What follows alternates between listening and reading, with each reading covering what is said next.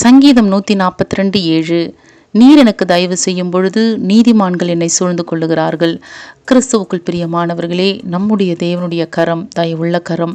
அன்றைக்கு வேத பாரகனாகிய எஸ்ரா அடிமைத்தன இடமாகிய பாபிலோனில் இருந்த பொழுதும் தேவனுடைய தயவுள்ள கரத்தை நோக்கி இருந்தான்.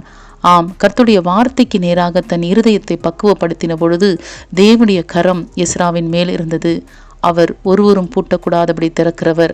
அவர் எஸ்ராவை அடிமைத்தன இடமாகிய பாபிலோனிலிருந்து ராஜாவின் வாழ்த்துதலோடு தேவனுடைய நகரமாகிய எருசலேமுக்கு கொண்டு வந்தார்.